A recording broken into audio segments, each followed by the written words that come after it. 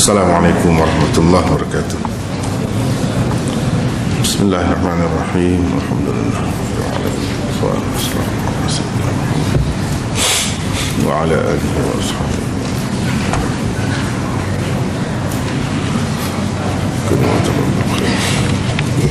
Sekat mana kita berhenti hari itu? Tak ingat. Hari itu tak ada nota kan, ni baru ada nota. Muka surat 26 lah rasanya. 28 ni.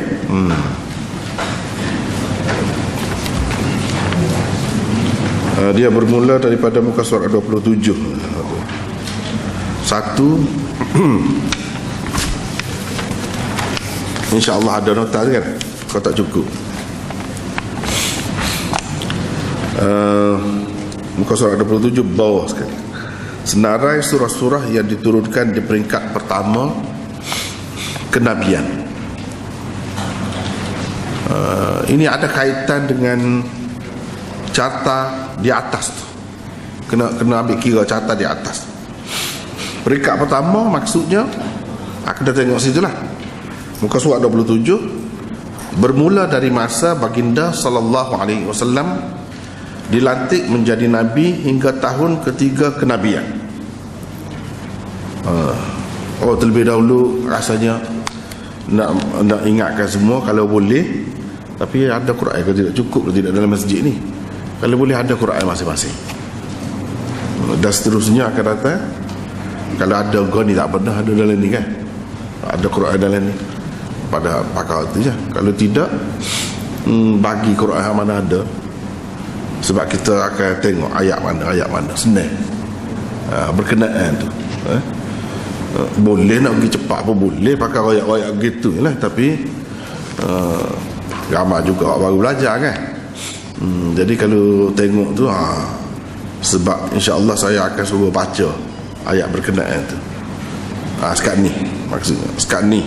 Waktu pada kali ni sekat ni. Jadi hak moleknya boleh pagi ke? Mana Hafiz?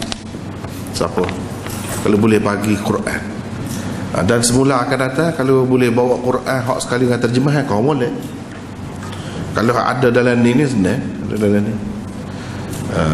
Ada juga Quran dalam ni kan, boleh tengok tu insya-Allah. Jadi senarai surah-surah yang diturunkan di peringkat pertama kenabian. Ini kita kena merujuk kepada carta yang sebelum ni. Muka surat yang sama di atas tu.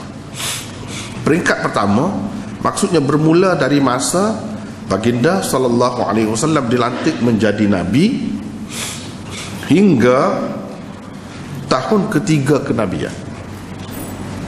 1, 2, 3. Dalam masa 3 tahun tu. Itu maksud peringkat pertama.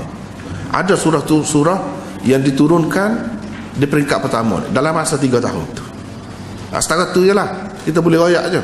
Setengah-setengah tu boleh royak dengan tepat, setengah tu boleh royak dalam lingkungan tu, dalam masa tu.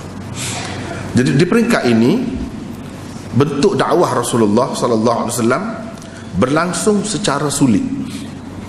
Dia tidak sekaligus selalu tak terang-terangan, tidak. Secara sulit dulu, bisik-bisik dulu. Benda ganjil kan, pelik, tak serupa dengan orang ramai ni. Gitulah caranya kena buat. Kalau tidak jadi kejut nyetok habis. Tu pun lepas pada tu pun nyetok juga. Dan ia berterusan selama 3 tahun.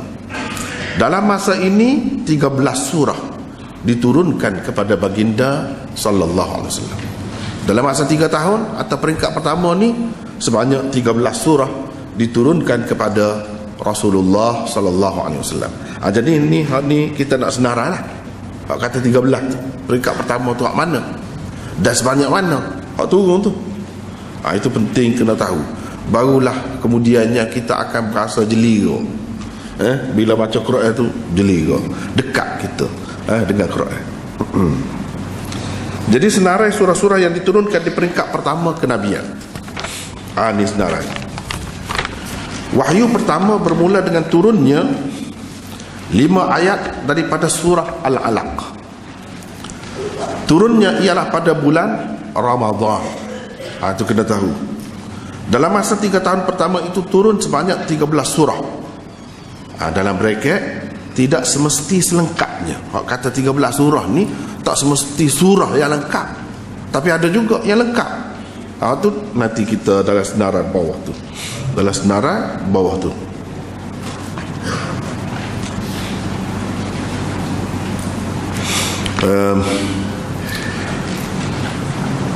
Kepada Rasulullah sallallahu alaihi wasallam, perinciannya dapat anda lihat dalam carta di bawah ini. Itu senang. Kita buat dalam bentuk gini, nampak mudah. Nampak mudah. Kalau baru belajar pun boleh faham, mudah. Jadi surah ke-96 dalam Quran, kedudukannya surah ni ada 114. Semuanya dalam Quran, sebuah Quran kita tu ada 114 surah. Jadi hak ni surah ke-96. Dalam tu surah Al-Alaq. Sebab tu kata tadi, kalau ada Quran senang, mudah, boleh tengok selalu. Boleh tengok selalu. Surah ke-96, 96, surah Al-Alaq. 5 ayat. 5 ayat di permulaan surah Al-Alaq merupakan wahyu yang mula-mula sekali diturunkan kepada Nabi kita Muhammad sallallahu alaihi wasallam. Dia bukan satu surah yang lengkap, tapi dalam surah itulah. Inilah yang dimaksudkan 13 surah tu. Ini surah hak mula-mula, tapi tidak semua, 5 ayat saja. Jadi kita nak minta salah seorang pelajar, kita bacalah. Hak berkenaan. Jumpa ke tidak? Surah Al-Alaq. Ini surah ke-90. Itulah baca. أعوذ بالله من الشيطان الرجيم اقرأ باسم ربك الذي خلق خلق الإنسان من علق اقرأ وربك الأكرم الذي علم بالقلم علم الإنسان ما لم يعلم.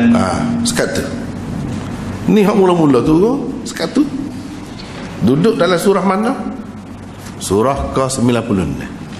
Nama surah Al-Alaq. Kita tidak nak bicara lah gapo dia makna Al-Alaq, apa tu. Hak ni 5 ayat daripada surah Al-Alaq ni dulu. Hak ni kalau nak baca, hak saya tulis dah lah. Ada di dalam Kitabul Wahyi Sahih Bukhari, syarah Sahih Bukhari, tengok situ. Panjang benar dah bicara situ. Apa hikmahnya sebelum pada tu macam mana.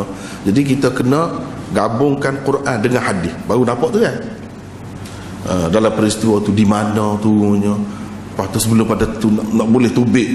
Hak sani 5 ayat tadi start dengan hak tu lagu mana keadaan Nabi gapo. Hak tu kena tengok di situ. Kitabul Wahyi dalam Sahih Bukhari. Bab yang mula-mula lah dalam Sahih Bukhari, tengok situ. Ada dah nota tu. Mungkin boleh tanya khabar lah. Boleh tanya khabar nak dapat lagu mana nota tu. Jadi tengok situ. Jadi akan nampak gambaran yang jelas. Macam mana suasana keadaan Rasulullah sallallahu alaihi wasallam seketika menerima wahyu yang mula-mula. Terletaknya lan ni dalam surah yang ke-90 ni. Tengok. Padahal tertib nuzulnya yang kita duduk baca lan ini, kena ingat tajuk ni. Tajuk ni. Cuba tengok muka surat 25. Memahami Al-Quran berdasarkan tertib turun ayat dan surah. Kalau mengikut tertib, inilah yang mula-mula. Tetapi mengikut tertib yang tercatat di dalam Al-Quran yang ada dalam bentuk kitab dan mushaf sekarang ni, hak tu yang ke-90 ni. Duduk jauh tu. Semua sekali ada 114. Ni ke-90 ni. Maknanya kira tak mungkin lah kita kata hak ni akan dianggap sebagai yang pertama, sebab tidak duduk nombor 1, tidak duduk nombor 2, nombor 90 ni. Tapi hak ni lah sebenarnya dari segi tertib turunnya, hak ni mula-mula, iaitu 5 ayat tadi. Jadi sini kita tidak nak bincang, tidak nak tafsir gapo dia 5 ayat tadi, maksud dia dari segi hikmahnya, dari segi pengajarannya, hak tu kita kira semula. Kita kira semula. Ni nak ayat hak ni je dulu.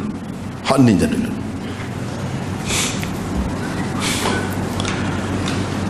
Nombor 2, surah ke-74. Ini tertib nuzul, tertib turun. Gini, surah ke-74 Al-Muddathir. Al-Muddathir, tengok apa ni penjelasan dia. Selepas itu turun pula 5 ayat di permulaan surah Al-Muddathir. Lepas hak tadi turun pula 5 ayat juga. Tidak surah yang lengkap, tidak, tapi 5 ayat daripadanya, iaitu di permulaan. Seperti dalam surah Al-Alaq ni juga 5 ayat di permulaan. Cuba ambil, tengok dan baca tu 5 ayat tu. A'udzubillahi minasyaitonir rajim. Ya ayyuhal muddatsir qum fa'anzir wa rabbaka fakabbir wa thiyabaka fatahhir warrujza fahjur. Sekat tu hak turun kali yang kedua. Selepas yang pertama tu hak ni tu 5 ayat juga. Hak mula-mula tu pun 5 ayat juga. Apa 5 ayat? Hak tu biar dulu. Banyak kalau nak bicara panjanglah, biar dulu. Nak hak ni dulu. Biar seperekat. Baru senang, kalau tidak jadi bercelaru lah. Tak nak pegang pucuk hak mana.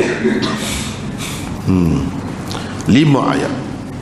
Lepas tu mengikut tertib tu. Surah ke-73. Surah ke-73. Sebelum pada tu sikit. Kalau hak dalam ni kan senang dia tulis dah 73 Al-Muzammil. Senang. Tengok sekali dalam ni boleh cari. Senang. Ada sekali dengan terjemahan dia sekali.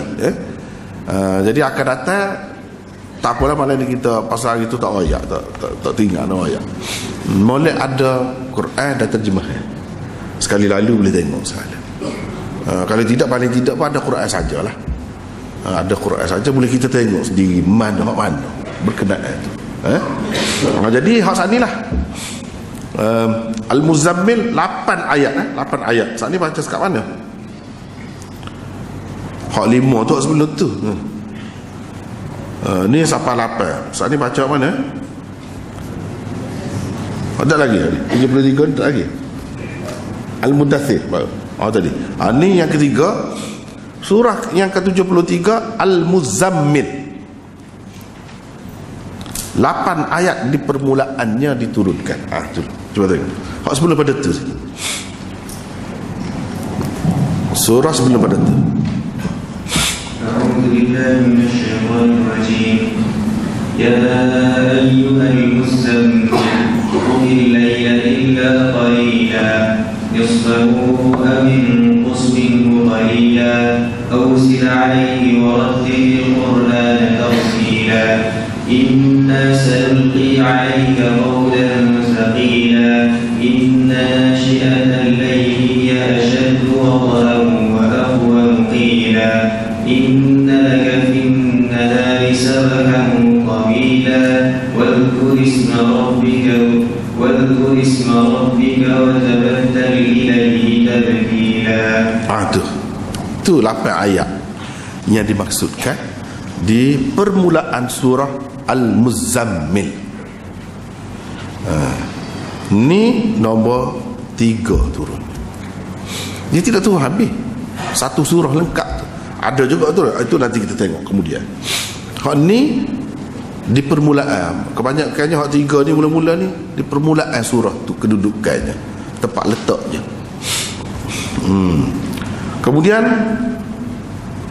surah ke-1. Tengok bercelaru tu. Kalau nak mengikut tertib nuzulnya, ni nombor 4 ni. Nombor 4 surah Al-Fatihah. Hak kita baca Fatihah tu, surah Al-Fatihah tu nombor 4 kedudukannya tu. Tapi dalam tertib mushaf tertib kitab Quran yang ada ni nombor 1. Mula-mula sekali. Mula-mula sekali. Ia mengandungi 7 ayat dan diturunkan lengkap sebagai satu surah. Ni hak mula-mula turun surah yang lengkap. Turun hak ni tidak seperti sebelum pada ni. Sebelum pada ni sebahagian saja. Mula-mula 5, lepas tu 8, lepas tu hak ni 7 lengkap dalam satu surah. Jadi surah Fatihah tu orang tahu belakang kan, tak payah baca lah tu dah. Jadi panjang pula. Surah Fatihah tu tahu belakang, tak payah baca lah. Jadi ambil masa pula situ. Seterusnya surah yang ke-93. Yang ke-93 iaitu Ad-Duha. 93 surah Ad-Duha. Wad-Duha itulah. Surah ini mengandungi 11 ayat. Ia diturunkan selengkapnya selepas tempoh senggang turun wahyu. Orang panggil dalam istilahnya fatratul wahyi, untuk menghiburkan hati Nabi sallallahu alaihi wasallam. Itu turunnya maksud utama dia, walaupun banyak lagi pengajaran di sebalik tu, tetapi maksud utamanya ialah untuk tasliyah. Orang panggil dalam istilahnya dia panggil litasliyatin Nabi sallallahu alaihi wasallam, untuk menghiburkan Nabi sallallahu alaihi wasallam, menenangkan hati dia. Jadi bila ada beberapa ketika senggang, tak turun wahyu. Lepas pada tu, lepas pada Fatihah saat ni tak turun wahyu. Jadi sehingga orang-orang kafir kata, bini Abu Jahal gapo duduk pakat kata lah, Tuhan marah dah kamu, Tuhan marah, Tuhan benci dah kamu, jadi Tuhan tinggal dah kamu. Lalulah dalam, kalau kita baca surah tu kan, ma wadda'aka rabbuka wa ma qala. Tuhan tak tinggalmu, Tuhan tak marah kamu. Itu jawapan kepada kata-kata. Di sebalik tu, kalau kita tengok asbabun nuzul gapo semua tu, di sebalik tu, di sebalik mereka duduk kata tu, buat nganyi macam-macam. Jadi selama mana ni, macam-macam ada pendapat orang kata tu, tetapi yang jelasnya tidaklah sampai lama sangat, bertahun-tahun. Dah, kalau bertahun-tahun tak ada lah berlaku macam ni dalam masa 13 tahun ni sungguh 3 tahun. Ada hak kata sampai 3 tahun? Tidak. Ada hak kata sampai 6 bulan pun tidak. Sebenarnya beberapa bulan saja. Hak tu je kita boleh terima. Hak tu terbaik. Beberapa bulan saja. Hak tu terbaik. Jadi kita terima hak tu lah, senang. Tapi kok mana-mana pun dia senggang sikit. Senggang sikit. Apa hikmah senggang? Itu pun ada, dan kita tidak nak bincang lagi sini. Seterusnya yang ke-6, surah yang ke-94, Al-Insyirah namanya. Al-Insyirah, biar kita tahu sebut tu, biar kita tahu sebut tu dulu. Surah Insyirah, atau kalau kita buah lillah, Al-Insyirah, baca lagu tu. Jangan dibaca Al-Insyirah, salah lagu tu kalau baca lagu tu. Al-Insyirah kalau ada lillah lah. Kalau tak ada kak, surah Insyirah, tak apa dah lagu tu. Apa maknanya? Kalau kita tengok dalam tafsir-tafsir, dalam terjemahan tu pun dia ada dah sebut situ. Tengok situlah. Kita tidak nak baca lah ni. Kalau baca ni mungkin tahu berlaku dah kan, panjang pula, jadi ambil masa, tak perlu baca. Surah ini juga diturunkan selepas tempoh senggang turun wahyu, iaitu orang panggil tempoh senggang tu fatratul wahyi, untuk menghiburkan hati Nabi sallallahu alaihi wasallam juga. Itulah asas dia, asas maksud utama dia. Walaupun di sebalik tu banyak lagi, berapa banyak pengajaran yang tersirat di sebaliknya, tak kira lah tu, tetapi maksud yang zahir daripada turunnya surah ini, itulah maksudnya. Dan nanti apabila kita habis ni bahagian usul ni, kita akan masuk dalam Quran, kita akan tengok gapo dia mesej utama, gapo dia topik utama setiap surah tu, gapo dia temanya, gapo dia kata kuncinya. Hak tu benda kena cari belakang tu.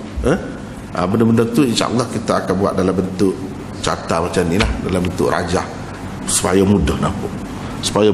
Sekurang-kurangnya hak tu je kita kata, kalau nak berhabis nak tafsir sungguh, ambil masa banyak, lama benar. Jadi biarlah sekali lalu habis Quran situ dulu, sekali lalu, biar kita nampak gambaran umum.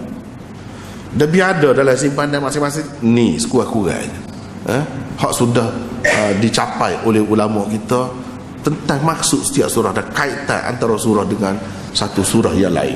Sekurang-kurang kita nampak tu dulu. Gitulah. Surah ke-81 itu nombor 7. Nombor 7. At-takwir. Idza syamsu kuwirat. Itu takwir daripada kuwirat itulah. At-takwir. Sebahagian besar kandungan surah ini menggambarkan keadaan dan suasana di hari kiamat. Manusia diberi peringatan tentangnya. Jadi itu gambaran umum. Apa dia kandungannya secara umum? Yaitu menggambarkan keadaan dan suasana di hari kiamat. Manusia diberi peringatan tentangnya. Ini di peringkat permulaan, di peringkat pertama ni. Peringkat pertama kena ingatlah, seperti yang tersebut pada buku surat 27 tu.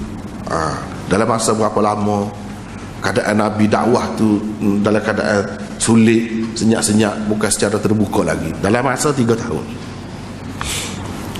Jadi orang yang duduk kata 3 tahun masa sengat, tak ada yang sahih, tidak sahih pun.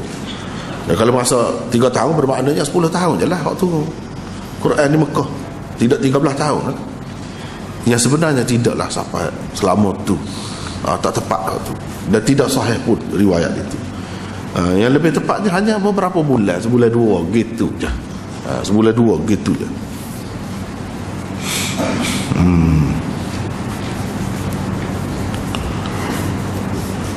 Yang ke-8,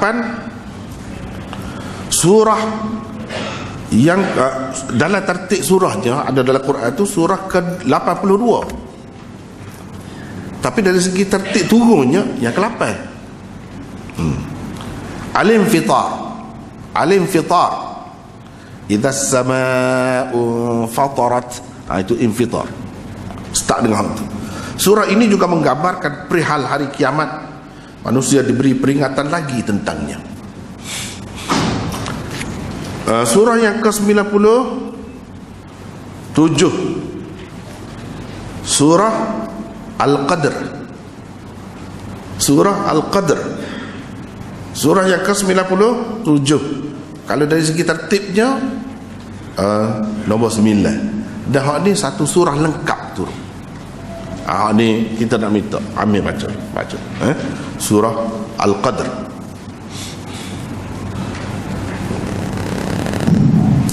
أعوذ بالله من الشيطان الرجيم. إنا أنزلناه في ليلة القدر وما أدراك ما ليلة القدر. ليلة القدر خير من ألف شهر. تنزل الملائكة والروح فيها بإذن ربهم من كل أمر.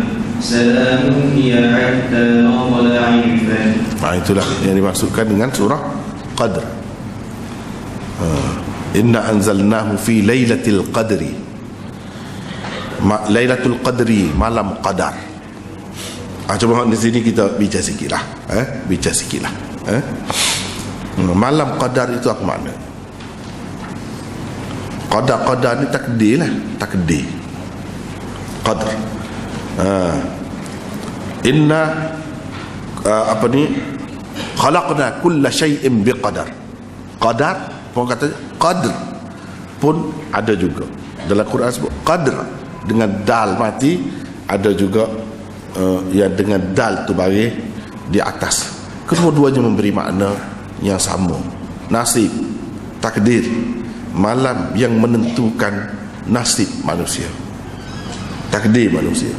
Manusia mendapat tuah dan bahagia dengan malam itu lah. Itu permulaan manusia ni bertuah ke atau malam, celaka dengan turunnya Quran. Orang-orang yang ikut Quran bertuahlah orang tu, selamatlah dia dunia akhirat.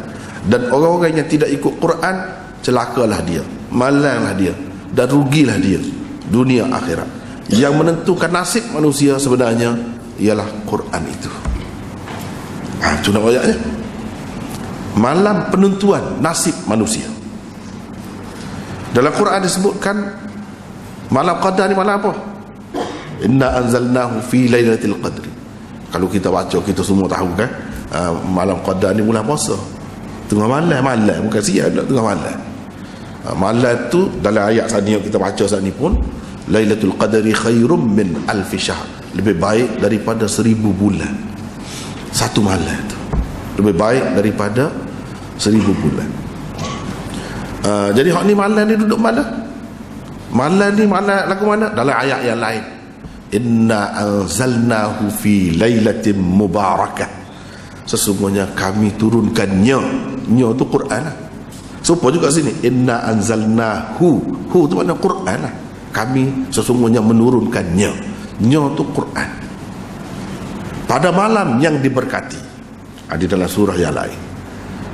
Malam yang diberkati itu malam yang menentukan nasib manusia. Ni malam, sebut malam sama.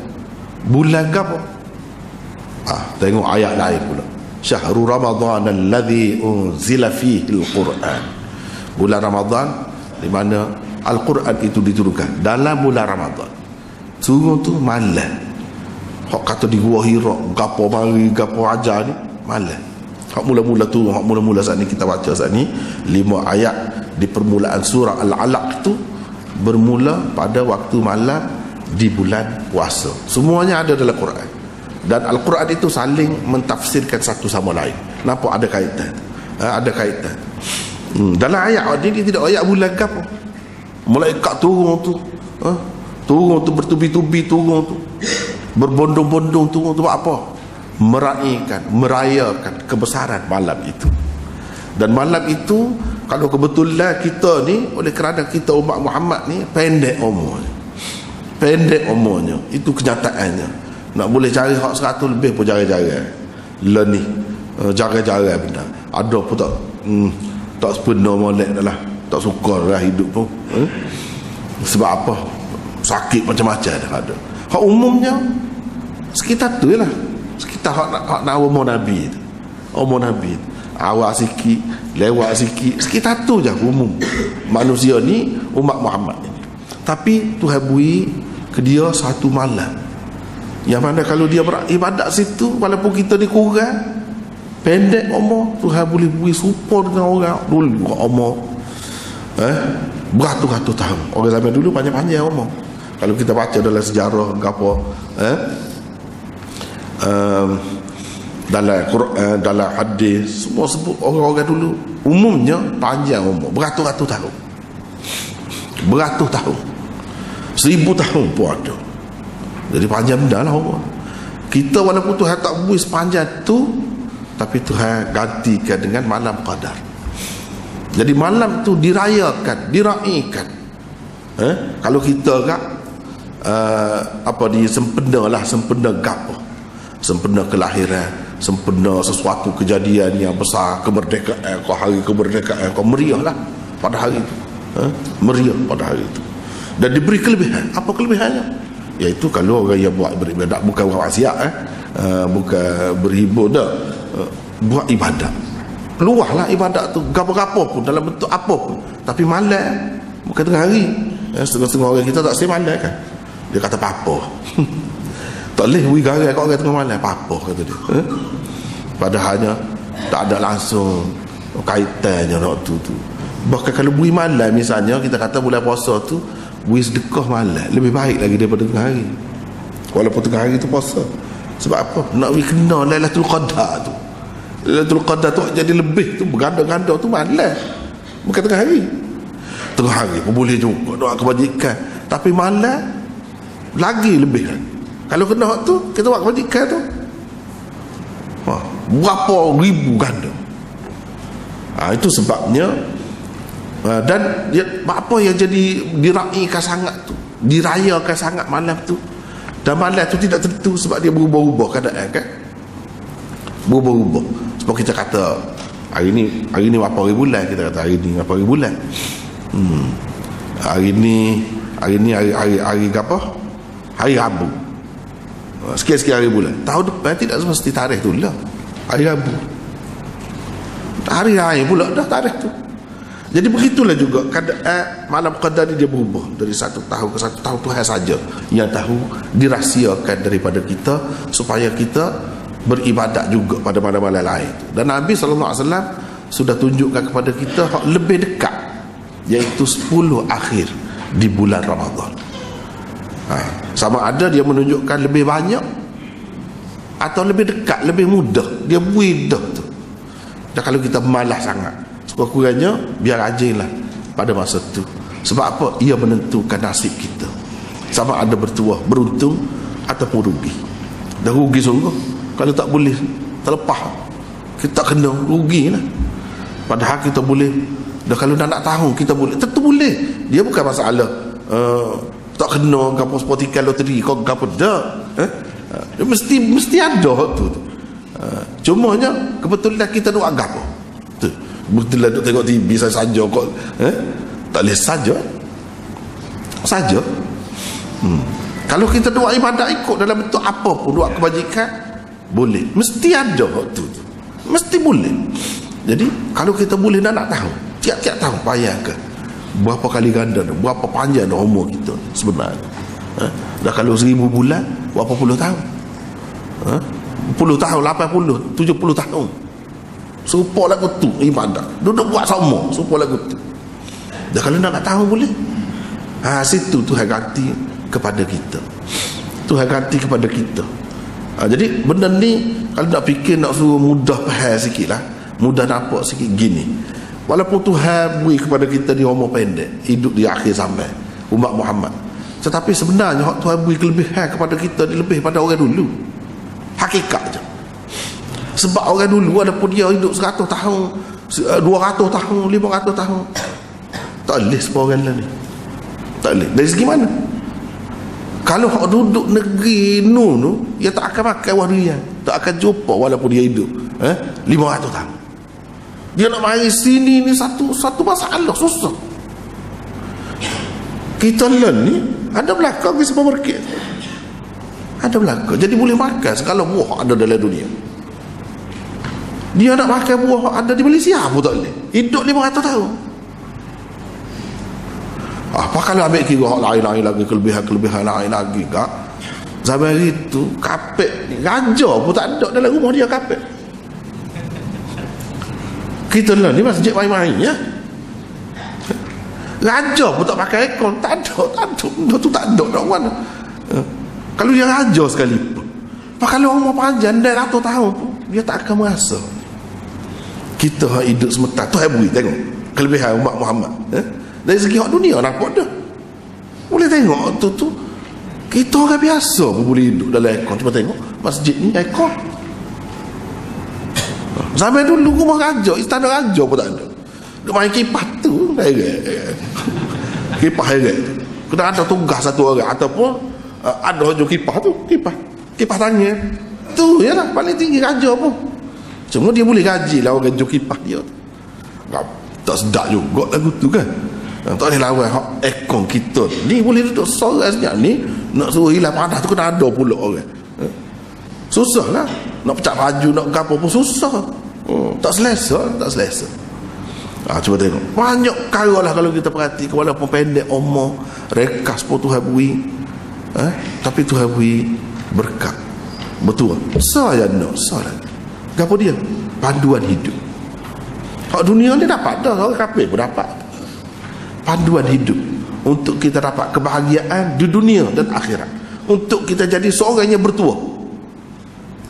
Kita kena ambil lah Quran yang diturunkan pada malam qadar. Malam qadar tu maksudnya malam penentuan takdir dan nasib manusia. Nasib manusia bergantung pada sama ada dia ikut atau tidak Quran ni hak turun ni. Itulah secara ringkasnya. Ini kita bicara sikit, tak apa. Seterusnya yang ke-10, Surah dalam tertib Quran adalah ni ke-99, Az-Zilzal. Zilzal namanya. Biar kita biasalah sebut, biar tahu nama surah dia sebut molek begitu. Ia menggambarkan perihal hari kiamat dan mengingatkan manusia tentangnya. Itulah secara ringkas. Surah yang ke-100 terusnya, ni nombor 11 turunnya. Surah yang ke-100 Al-Adiyat. Al-Adiyat. Selain menceritakan tentang kehidupan selepas kematian, surah ini juga menceritakan tentang beberapa sifat keji manusia. Ini nak baiki manusia lah. Innal insana li rabbih lakanud. Wal 'adiyati dhabha fal muriyati qadha fal mughirati subha. Tu ayat tu semua tu Tuhan ketuk pintu hati kita. Cuba tengok binatang kuda tu setianya kepada Tuhan dia. Cuba tengok wal 'adiyati dhabha, yang berlari tercungak-cungak kuda. Fal muriyati qadha, kuatnya lari tu kalau atas batu tu kan memercikkan bunga api. Bunga api atas batu tu bila dia tengah malam nampak mercik. Fal mughirati subha, yang mengubah suasana pagi. Apa dia? Kuda saat ni mengubah suasana pagi. Pagi yang tenang jadi riuh rendah, heboh. Kalau kuda tu mari serai satu-satu. Zaman itu kuda lah mari serai kan, berubah pagi. Pagi yang tenang jadi hiruk pikuk, jadi berdebu-debu. Fa'atharna bihi naq'a. Fa'atharna bihi naq'a. Kuda-kuda itu membangkitkan debu-debu. Padahal waktu pagi itu kan waktu embun, jadi sejuk, tak naik, tak ada debu, pun berdebu naik, berasak naik. Pergi nak pergi perang, setianya kita kata kuda. Padahal hanya orang beri gapo yang dia. Tuhan beri gapo yang dia, rupuk. Tapi dia sanggup mati kerana Tuhan dia. Tuhan dia bawa dia pergi perang ke medan perang. Dia sanggup mati. Dia redah semua sungai, dia lompat jurang, dia pergi ke medan perang. Pergi tu dia sendiri pun kena juga, kena lembing, kena anak panah, kena kapuk, tak kira pergi. Manusia adakah setara Tuhan beri nikmat kepada dia sebanyak mana? Gapa dia Tuhan beri makanan, kalau ambil kira makanan saja, kuih saja tu pun beratus. Kuih saja tu pun beratus. Makan dia hak lain pula. Panahnya buatnya, ini beras, ini gandum, ada pula tepung beras, tepung gandum. Boleh buat kuih sebanyak mana dengan tepung beras, tepung gandum. Berapa banyak nikmat. Makan dia saja, tak ambil kira hak lain. Bukan tidur atas katil, bukan tidur dalam ekor, bukan tidur atas apa nama ni, lembek yang empuk. Tak ada kuda tu, tapi dia setia kerana Tuhan dia. Siapa begitu sekali. Pagi pecuk, pagi pergi, malam pecuk, malam pergi, tak kira. Manusia adakah setara tu? Kerana Tuhan dia, kerana agama dia. Padahal Tuhan beri berapa banyak nikmat kepada dia. Di situ. Situ hebat Quran tu. Dia ketuk, dia berasa-rasa orang itu. Hina. Macam mana aku tidak sanggup segala-galanya kerana agama, kerana Allah Tuhan aku. Kalau binatang macam tu pun dia sanggup segala-galanya. Dia tu cara. Tak apalah. Ini dipanggil surah Al-Adiyat. Yang ke-11. Yang ke-12,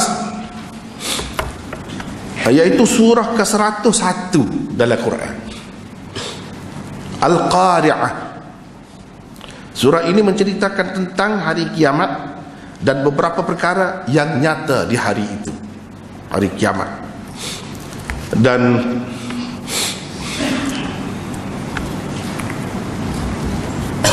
surah ke-13 dalam tertib Quran yang ada ini, surah yang ke-103, iaitu surah Al-Asr. Rahsia yang membuatkan seseorang manusia tidak kerugian dalam kehidupan di dunia diberitahu Allah melalui surah ini. manusia tidak akan rugi hidup dalam dunia ni. Ni apa rahsia dia? Dalam surah ni lah Tuhan beritahu, iaitu bila dia jadi alladzina amanu wa amilus salihat wa tawasaw bil haqqi wa tawasaw bis sabri. Ni orang ada sifat ni tak rugi. Kalau tak ada ni, tak sawayak lah. Manusia mana, bangsa mana pun, duduk mana pun, lafi khusr, dalam kerugian. Itulah secara ringkasnya. Jadi ini 13 surah yang diturunkan di peringkat pertama kenabian, iaitu dalam masa 3 tahun.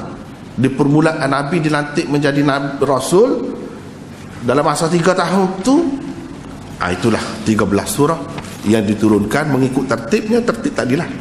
Tertib tadi sebahagiannya dia tidak semua surah, tapi beberapa ayat daripadanya, sebahagiannya semua sekali lengkap surah. Jadi tertibnya supaya tadi sebanyak 13 surah. Jadi waktu kita mudah kan cara buat kan, boleh ingatlah balik tu apa boleh. Nampak surah ni di mana, bila nampak selalu.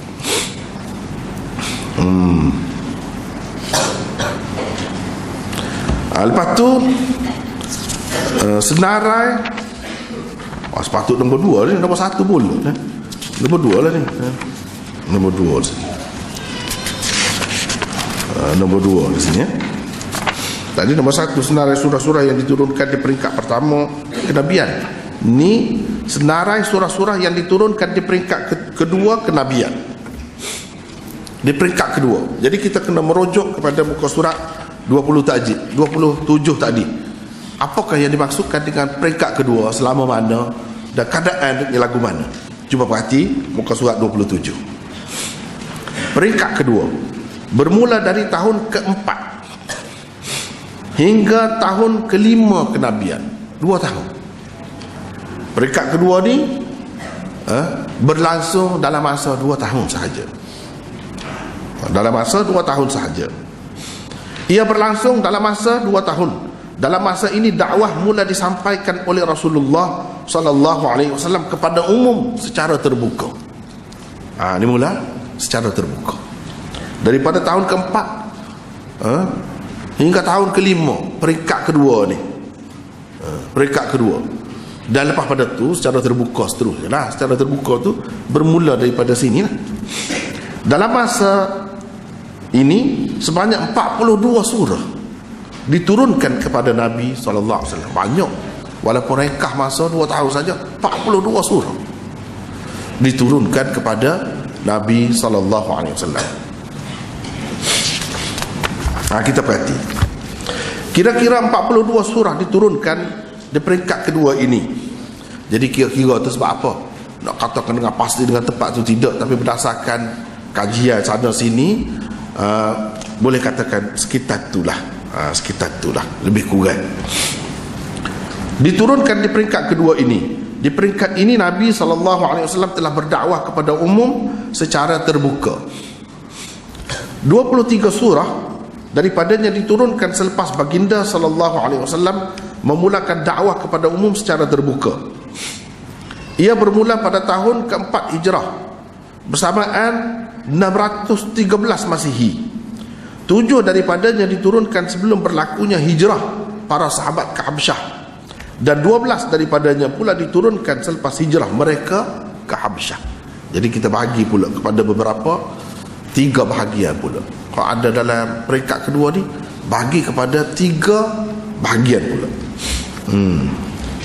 23 daripadanya diturunkan selepas baginda memulakan dakwah kepada umum secara terbuka. Secara umum 23.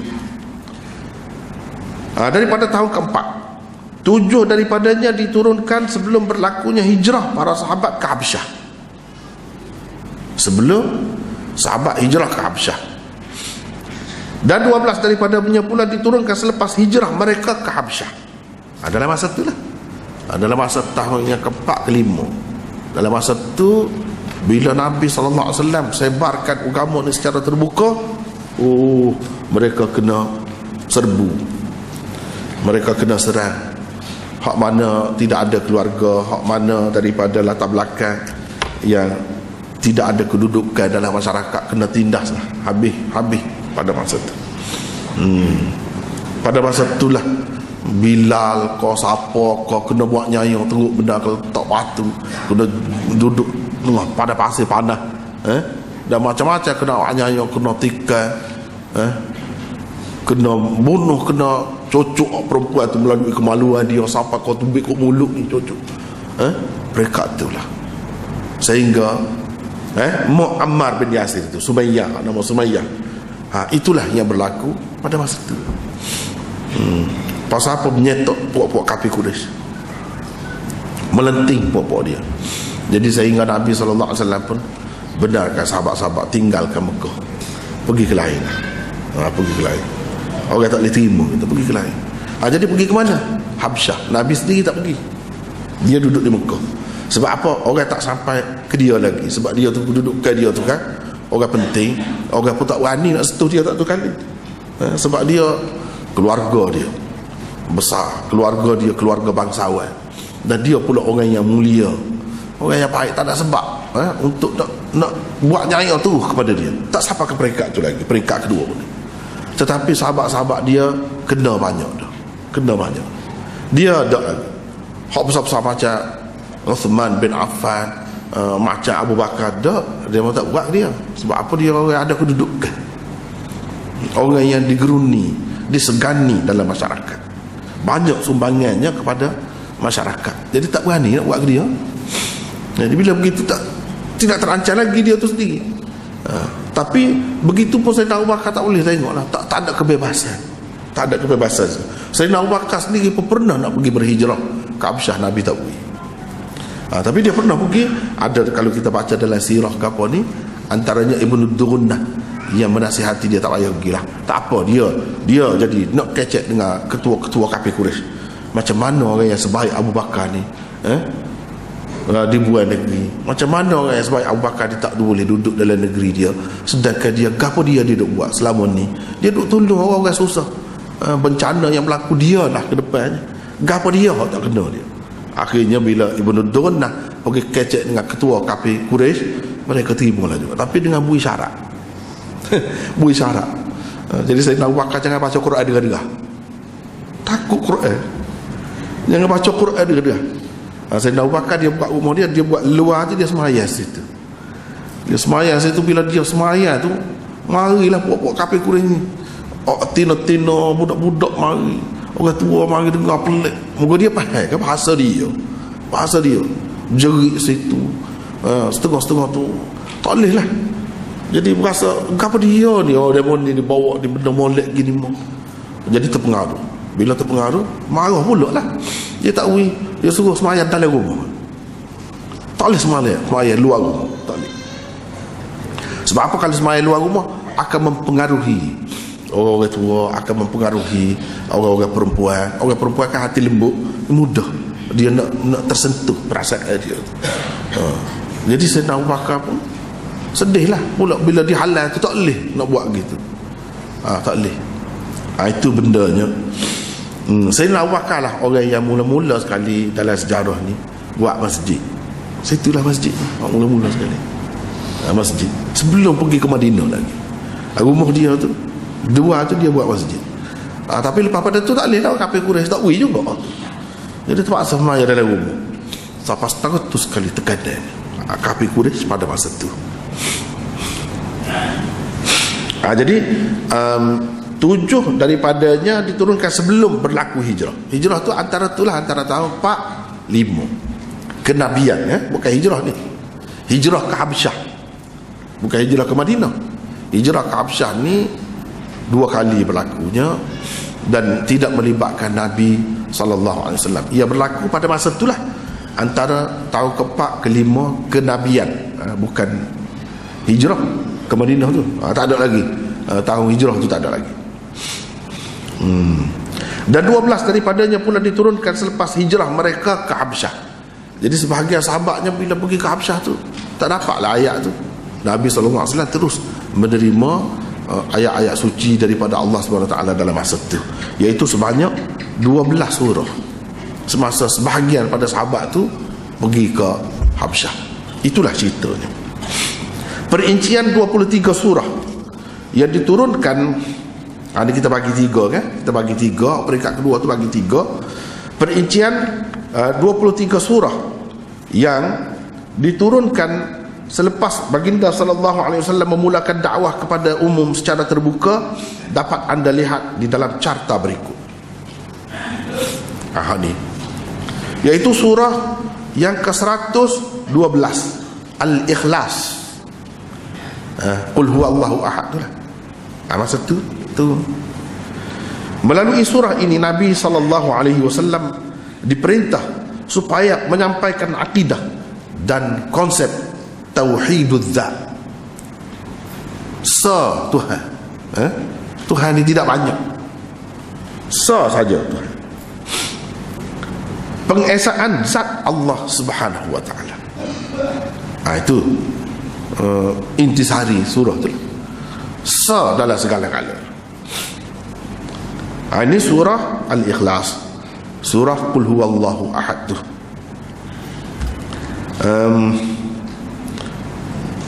Dan seterusnya surah ke-95. Jadi dari segi tertibnya tidaklah tertib adal dan ini tidaklah belakang ke depan lah. 95 At-Tin. Ia diturunkan di zaman, yakni di peringkat pendustaan oleh orang-orang kafir terhadap Nabi sallallahu alaihi wasallam. Pendustaan terhadap Nabi sallallahu alaihi wasallam. Mereka mula mendustakan Nabi sallallahu alaihi wasallam pada ketika itu. Pada ketika itu. Surah yang ke-55, yakni dalam Quran adalah ni yang ke-55 Ar-Rahman 'allama al-Quran itulah.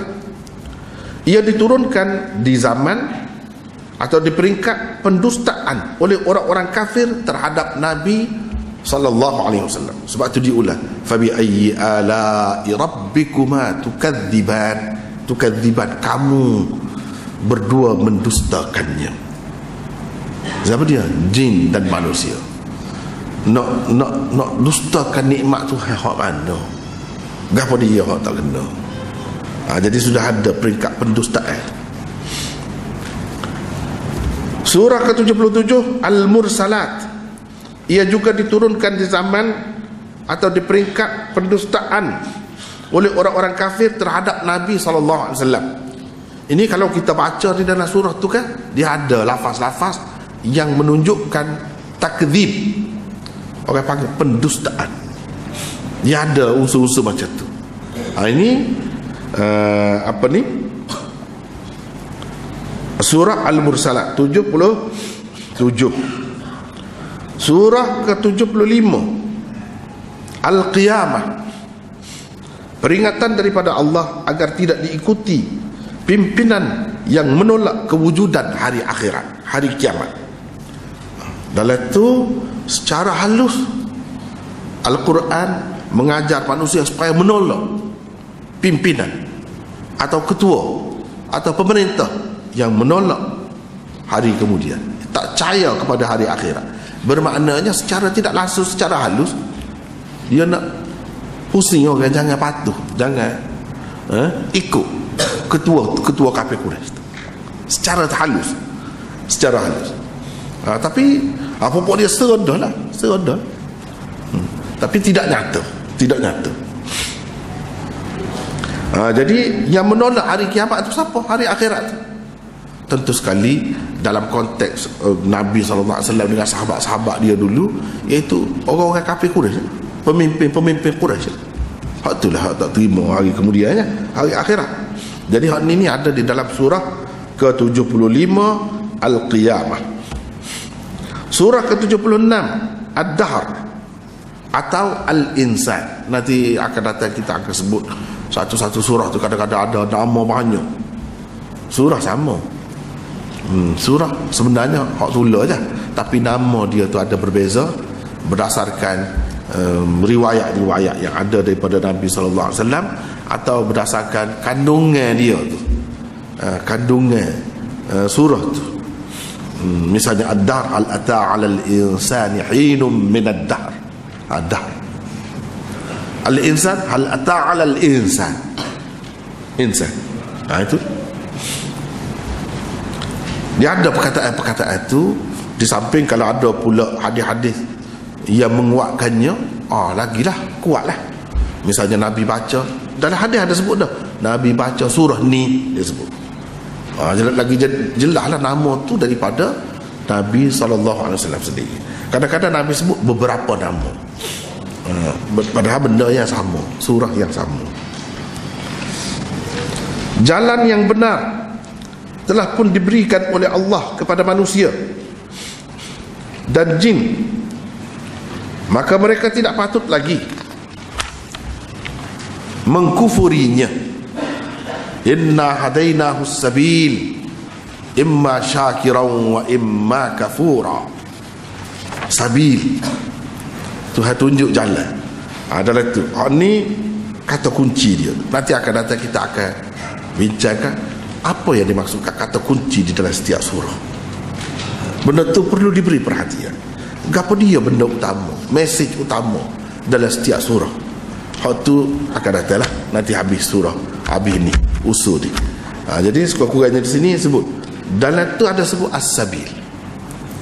As-sabil itulah penentunya. Jalan mana yang kita, sabil itu makna jalan. Jalan mana yang kita pilih? Jalan yang diberikan oleh Allah, ditunjuk oleh Allah kepada kita ke, atau jalan lain? Kalau jalan yang Allah bagi kepada kita, itu jalan syukur. Imma syakiran, jalan syukur, jalan orang-orang yang bersyukur kepada Allah. Jalan salah lagi, syakiran wa imma kafura. Kafur maknanya orang yang kafir, tidak mensyukuri, tidak menghargai nikmat-nikmat yang Allah Subhanahu Wa Taala bagi itu. Dan ini kan kafir lah. Itu jalan itulah yang menentukan bahagia atau tidak manusia itu. Surah ke-78 seterusnya, surah An-Naba. Amma yatasaalun anin naba'il azim. An-Naba, sebab dia panggil surah An-Naba tu mana cerita besar, berita besar, cerita besar, benda pelik kepada dia, benda pelik, cerita hari kiamat. Tak aja dengar, tak boleh terima, akal dia tak boleh terima. Jadi bertanya-tanya tentang hari itu, sebab Nabi sudah raya ada hari itu. Hari itu ni gini. Apa ni, untuk muttaqin bertuah mendapat syurga pada hari itu. Untuk taghin yang tersebut di dalam surah tu, mereka akan celaka, akan masuk neraka. Dalam surah tu sebut. Jadi ada dua jenis manusia. Manusia yang muttaqin akan bahagia dunia dan akhirat. Manusia yang taghin itu akan celaka dan akan malah hidupnya. An-Naba, perbandingan keadaan golongan at-taghin atau golongan yang tidak percayakan hari akhirat dengan orang-orang yang bertakwa, al-muttaqin di akhirat nanti. Cuba ambil baca ni, baca ni An-Naba ni, apa ni, butir dia tu, butir dalam surah tu. Banyak-banyak cerita tu tak apalah tu dia pelengkap, butir dia. Dia nak ayat apa dia? Cuba ambil baca surah An-Naba tu. Ada mana ni? Innalil muttaqina mafaza tu. Cuba baca saja. Baca itu sajalah. Panjang sangat nak baca belakang kan. Baca itu. Jumpa.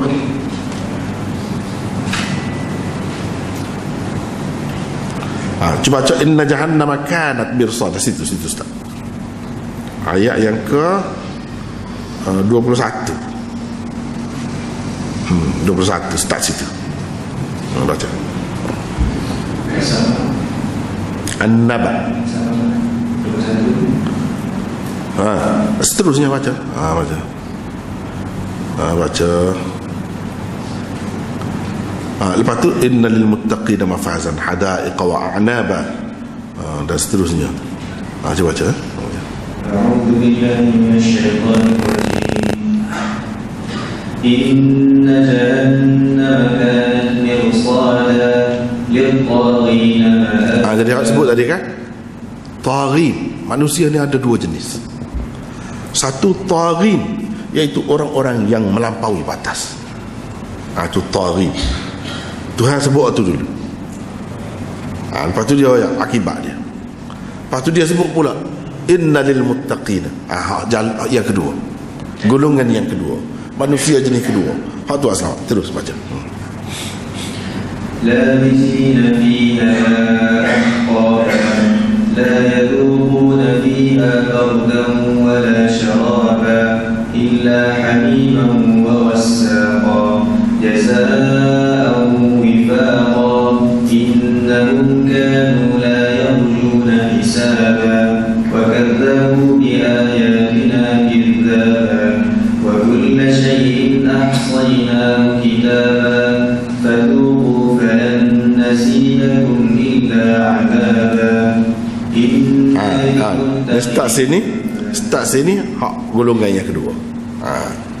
Jadi surah ni nak cerita tentang dua jenis manusia. Dua jenis manusia ni.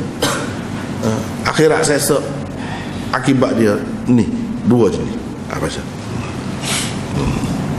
إن للمتقين مفازا حدائق وأعنابا وكواعب أترابا وكأسا دهاقا لا يسمعون فيها لغوا ولا كذابا جزاء من ربك عطاء حسابا.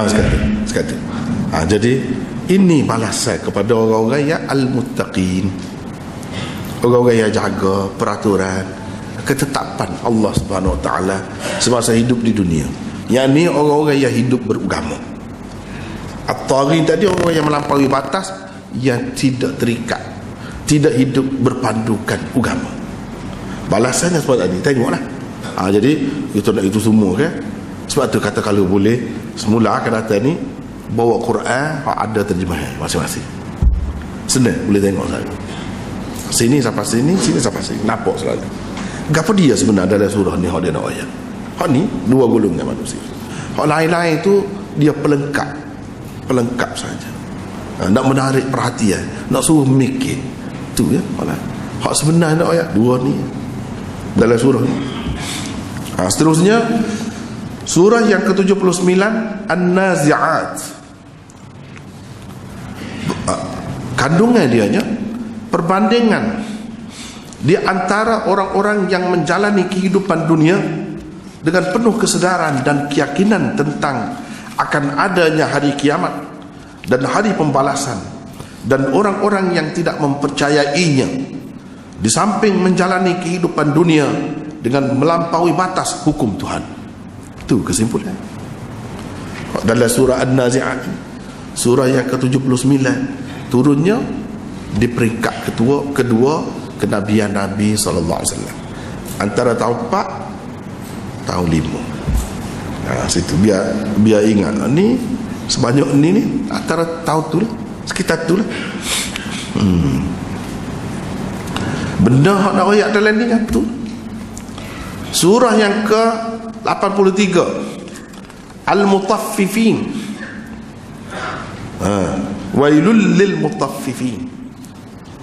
Penyelewengan dalam pengurusan harta benda di kalangan masyarakat yang mengejek dan menghina perjuangan atau dakwah Nabi sallallahu alaihi wasallam. Ini mula kritik masyarakat. Yang duduk pertahan sangat tu, pemerintahan tu, kuasa tu, betul setara mana? Perjalanan demonya betul setara mana? Dan akibat tu siapa yang merasa? Orang ramai. Tapi apa yang patuh gitu mu tu? Tak gitu mu tu. Siapa orang bawa benda-benda apa tolak, tak boleh terima tu apa? Molek sangat kau sistem yang ada tu pada demo. Cuba tengok apa yang berlaku dalam masyarakat. Penyelewengan berlaku. Kalau suka tidak suka molek, kalau timbang tidak timbang molek. Wa idza kaluhum aw wazanu Itulah dalam surah ni. Awazanu, tu yukhsirun. Cuba ambil tengok surah Al-Mutaffifin itu. Surah yang ke 83. Cuba ambil baca di awal dia tu. Nampak situ. Nampak situ mana keadaan masyarakat atau sistem yang dibawa oleh pemimpin-pemimpin Quraisy. Jadi sepatutnya tak perlulah nak melera sangat. Nak melera tu boleh untung siapa? Layak juga orang ramai juga yang susahnya. Ini kritik masyarakat, kritik sistem pemerintahan di sini. Tapi secara halus. Secara halus, cara gitulah dia mentegur masyarakat, penyelewengan yang berlaku dalam masyarakat. Cuba Amir baca. A'udzubillahi minasyaitonir rajim. Wailul lil mutaffifin alladzina idza iktalu 'alan nasi yastawfun wa idza kaluhum aw wazanuhum yukhsirun. Cuba tengok sekat tu dulu. Kecelakaan besar bagi orang-orang yang curang. Siapa curang? Masyarakat boleh tengok sendiri siapa dia yang curang. Pemimpin tu sendiri dia buat kerja benda lagu tu, benda yang membawa akibat buruk kepada masyarakat, pada rakyat jelata. Alladzina idza iktalu 'alan nas yastawfun, iaitu mereka yang apabila menerima sukatan, kalau orang suka ke dia dari orang lain, mereka mengambilnya dengan cukup, nak suruh cukup kalau ala ke dia. Wa idza kaluhum aw wazanuhum yukhsirun, dan sebaliknya apabila mereka menyukat atau menimbang untuk orang lain, mereka kurangi. Itu penyelewengan, tak betul jalan. Ala ke dia nak cukup, ala ke orang kurang. Itulah sistem yang berjalan dalam masyarakat Quraisy. Kritik pemimpin Quraisy. Sebab tu dia serah tu. Dia merasa tergugak sebenarnya. Padahal sebut secara umum dia nak Quraisy. Dia serah sendiri sebab dia bakal ada. Gitu. Dia bakal ada. Situ lagi start je. Lepas tu surah ke-84 Al-Insyiqaq. Ia diturunkan ketika masyarakat sedang mengejek dan menghina ajaran yang dikemukakan oleh Rasulullah sallallahu alaihi wasallam. Surah ke-80 Abasa, tata susila dakwah dalam masyarakat yang menghina dan mencemuhi ajaran Islam. Lagu mana kita adab, disiplin orang yang berdakwah dalam keadaan lagu ni. Dan tengok macam mana Allah Subhanahu Wa Taala tegur Nabi dia sendiri apabila terlanjur sedikit, ada kesilapan sikit, Tuhan tegur. Ini menunjukkan satunya Quran itu bukan buatan Nabi SAW. Ada orang lain, orang itu tegur dia, bukan dia sendiri. Takkan dia nak tegur dia sendiri. Kalau dia buat, takkan nak menyatakan kekurangan dia. Ini menunjukkan Allah bimbing, Allah duduk jaga Nabi SAW sepanjang perjalanan dia, dan menunjukkan kepada kita kalau ada salah silap sikit, sebenarnya tak siapa ke dosa pun, tak berdosa pun, tegurlah. Tegur tu kalau salah silap sedikit sebanyak, terlanjur, bukan sengaja pun, sebenarnya maksudnya molek pun, tapi tu tak kena lah, tak boleh. Kena jaga jemaah sendiri, kena jaga pengikut sendiri. Lagu mana nak jaga pengikut ni orang macam mana, walaupun dia orang yang orang hina dina, orang biasa pun kita kena melera dia. Kena melera. Itu dalam surah tu lah, bimbingan supaya macam mana jaga pengikut dan macam mana bawa dakwah dalam masyarakat yang inilah yang menghina dan mencemuhi ajaran Islam. Adalah tu dia bagi ada panduan dia bagi dalam tu. Surah ke-87 Al-A'la, Sabbihisma rabbikal a'la, diturunkan ketika Nabi SAW sibuk memberi peringatan kepada masyarakat tentang hari kemudian. Kerja Nabi ni dia tidak suka kerja orang politik ke, ahli ekonomi ke, ahli gapo, ahli ekonomi ni royak jatuh ekonomi gitu ya Malaysia. Kita terus jadi gitu lah dia royak. Nabi tidak, dia tidak royak tu saja. Bahkan hak tu tak banyak mana hak tu. Hak lebih banyaknya orang lain tak sapa. Orang lain tak boleh di luar kemampuan orang lain, iaitu tentang hari kemudian akhirat. Dia royak tu, hak tu banyaknya. Hak dunia ni dia berubah-ubah, pandai-pandai kita lah nak menghadapinya. Kita sendirilah boleh tengok keadaan lagu mana nak menghadapi, nak menyelesaikannya. Hak tu boleh kita selesai tu, hak tu hak dunia. Tapi hak tak boleh hak akhirat, hak hari kemudian, surga neraka, hak tu dia royak tu hak banyak. Surah ke-88 Al-Ghashiyah. Surah ini juga diturunkan ketika Nabi SAW sibuk memberi peringatan kepada masyarakat tentang hari kemudian. Sebab manusia hak lebih banyak, hak lebih panjangnya hak sesok. Hak dunia ni penat, susah, sedih setara mana, menderita setara mana pun dia ada suk dia. Hak tak ada suknya hak sesok. Sebab tu dia tekan hak tu. Hak tu kuat banyak benda hak tu. Dan orang lain tak ada royak. Ahli fikir lain, ahli politik sekat dunia je. Ahli masyarakat ke sekat dunia je. Hak ni, inilah kerja dia, kerja Nabi ni. Hak ni beza daripada orang lain tu. Surah ke-102 At-Takathur. At-Takathur, faham kebendaan yang sangat menebal di kalangan pemimpin Quraisy Mekah didedahkan. Pula tu serah pula. Ini secara tidak langsung, tapi pokok dia serah. Akibat buruk yang akan diterima mereka di hari kemudian juga didedahkan di dalam surah ini. Ini surah At-Takathur, iaitu Alhaakumut Takathur. Walaupun kalau kita belajar dalam tafsir, banyak lagi tafsir gini, tapi hak berdasarkan hak tutu sendiri, hak sapa kepada orang kafir.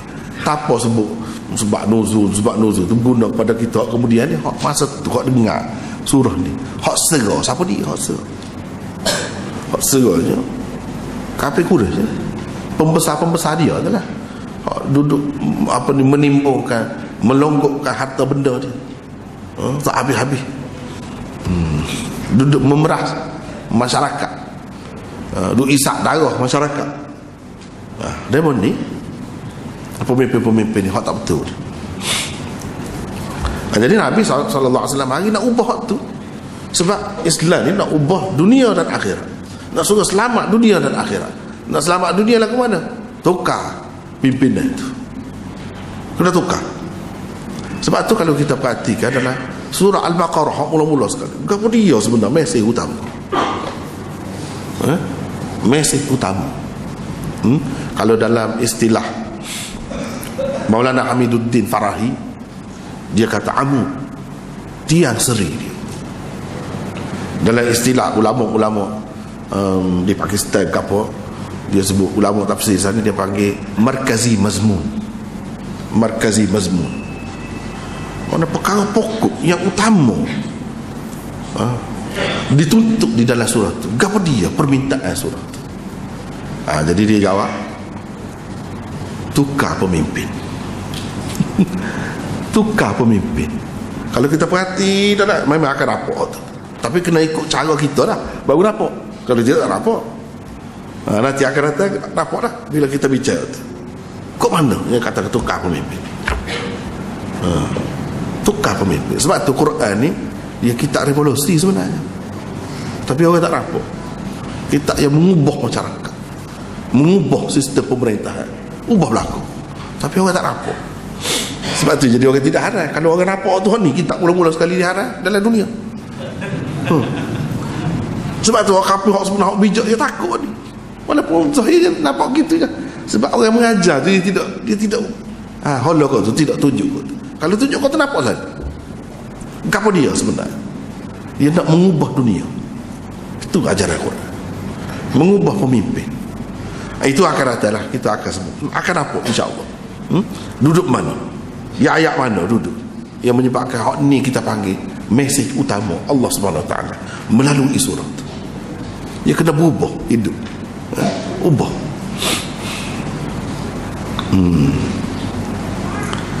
Surah ke-104 iaitu Al-Humazah, akhlak buruk dan sifat bakhil pemimpin Quraisy. Itu sebenarnya, tapi tak ada sebut Quraisy. Apa dia serah? Sehotu dia tak tahan tu. Tu dia tak tahan. Tak sebut. Mana ada sebut wailul likulli humazatil lumazah. Tapi orang tahu sifat siapa dia. Sifat siapa? Sifat apa Nabi? Pengikut Nabi? Tidak lagu tu. Sifat siapa? Orang yang bersifat dengan sifat tu ya serah. Tak boleh elok ni. Tak boleh elok. Tu benda je. Surah ke-105 Al-Fil, peringatan kepada kaum Quraisy, khususnya pimpinan mereka, bahawa Kaabah akan dijaga Allah. Itu kesimpulan. Kaabah akan dijaga Allah sebab hak ni rumah dia.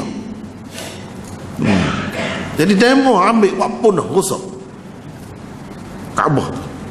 Sepatutnya rumah yang menjadi lambang tauhid, kamu jadikan dia lambang syirik.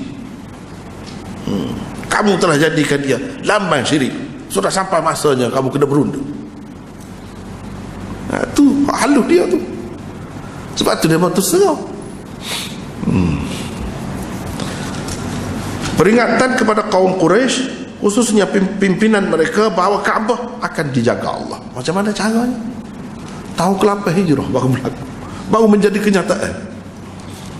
Bila Nabi pergi menguasai Mekah, habis dia jolok, patah, berala orang duduk 300 lebih dalam Kaabah, sekitar Kaabah tu.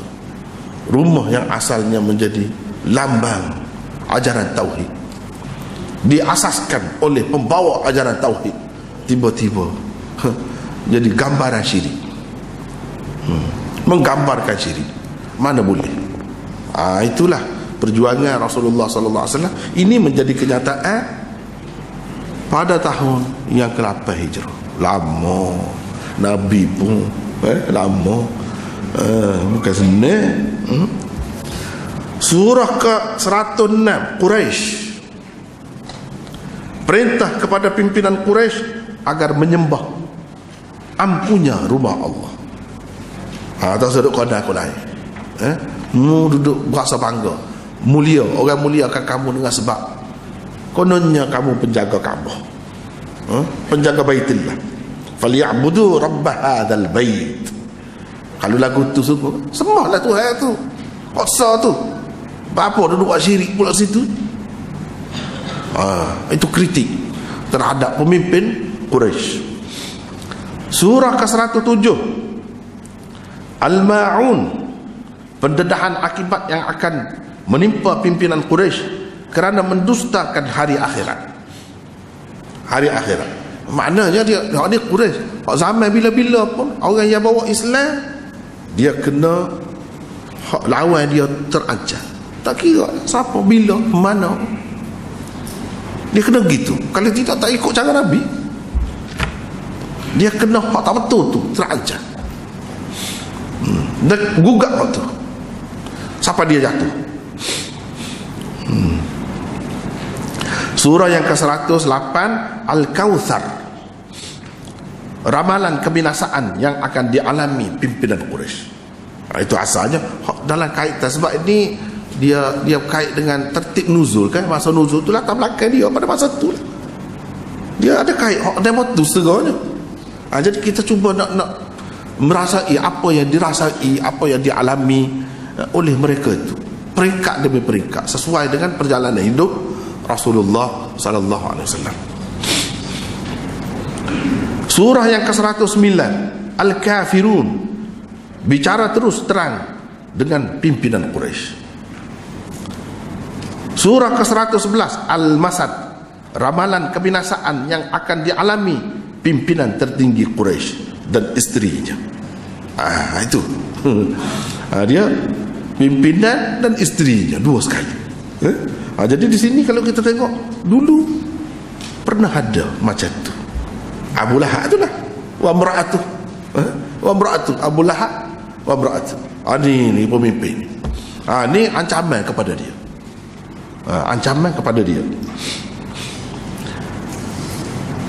Surah ke-113 Al-Falaq, perintah mengisytiharkan tauhid rububiyah kepada umum. Tauhid rububiyah kepada umum. Hak panjang lagi nak bicara tu, kita kira semula lah. Hak ni sekali lalu dulu. Surah yang ke-114, hak akhir sekali. Dalam tertib hak ada lah ni, hak akhir sekali. Suratul Nas, perintah mengisytiharkan tauhid uluhiyah, dan kekuasaan mutlak adalah hak Allah semata-mata. Inilah orang tak faham. Dia kata tauhid tiga serangkaian, apa tak ada, apa tauhid tiga serangkaian. Cetek sangat tu kalau lagu tu penuh dengan tauhid uluhiyah rububiyah dalam Quran. Dalam surah akhir ko, dalam surah awal ko, ada hak tu tiga tu. Alhamdulillahi Rabbil Alamin, rububiyah, Rabbil Alamin, bukan Rabbin Nas saja, Rabbil Alamin, sekalian Allah ni Tuhan tu lah hak duduk jaga. Ar-Rahmanir Rahim, Maliki Yaumiddin, itu asma, tauhidul asma was sifat Allah Subhanahu wa taala. Iyyaka na'budu wa iyyaka nasta'in, itu tauhid uluhiyah. Hanya Tuhan saja yang layak disembah. Tuhan saja tempat kita minta, bukan orang lain. Kalau tergugak tu mana-mana tu, ke arah syirik lah tu, ke arah syirik tu. Tu kan benda yang dalam teh ada sama, baca sama. Tiba-tiba nak nafi pula tu. Lagu mana? Lagu mana? Tu nampak sangat tak faham, tak mengaji. Banyak penuh dengan hak ni dalam Quran. Jadi hak ni perisytiharan, perintah mengisytiharkan tauhid rububiyah. Secara rekahnya kalau kita nak ambil pati intisari dia. Dan An-Nas, perintah mengisytiharkan tauhid uluhiyah dan kekuasaan mutlak adalah hak Allah semata-mata.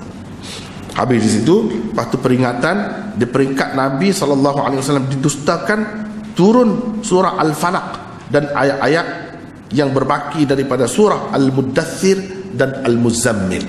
Di peringkat tu ni surah Al-Falaq dan ayat-ayat hak baki lagi. Tadi kan kita baca dia turun sebahagian saja, hak baki lagi itu turun bila? Pada masa ni, di peringkat ni. Jadi peringkat ni sebenarnya sebahagiannya termasuk dalam peringkat yang kedua dan sebahagiannya termasuk dalam peringkat yang ketiga juga, dekat situ tu, dekat situ tu.